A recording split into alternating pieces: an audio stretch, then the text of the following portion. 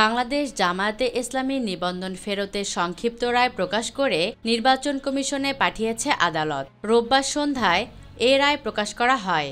এর আগে সকালে রাজনৈতিক দল হিসাবে বাংলাদেশ জামায়াতে ইসলামীর নিবন্ধন অবৈধ ঘোষণা করে হাইকোর্টের রায় বাতিল ঘোষণা করেন আপিল বিভাগ। সেই সঙ্গে দলটির নিবন্ধন ফিরিয়ে দিতে নির্বাচন কমিশনকে নির্দেশ দেন আপিল বিভাগ। তবে দলটির দাঁড়িপাল্লার প্রতীক নিয়ে কোনো নির্দেশনা দেওয়া হয়নি। এ বিষয়ে নির্বাচন কমিশনকে বিবেচনা করতে বলা হয়েছে। গত 12ই মার্চ জামায়াতে ইসলামের বাতিল হওয়া নিবন্ধন ফিরে পেতে আপিল শুনানি শুরু হয়। এরপর গত 14ই মে আপিলের শুনানি শেষ হয়। এ বিষয়ে রায় ঘোষণার জন্য আজ 1 জুন দিন ধার্য করা হয়েছিল। বিগত আওয়ামী লীগ সরকারের সময়ে রাজনৈতিক দল হিসাবে জামায়াতে ইসলামীর নিবন্ধন বাতিল করে রায় দেয় হাইকোর্ট।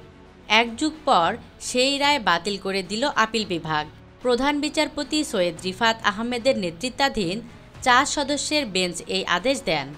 ঐতিহাসিক এই রায়ের মধ্য দিয়ে দীর্ঘদিন পর ভোটের রাজনীতিতে ফেরার, এমনকি দলীয় প্রতীক নিয়ে আগামী ত্রয়োদশ সংসদ নির্বাচনে অংশ নেওয়ার পথ খুলল জামায়াতে ইসলামীর।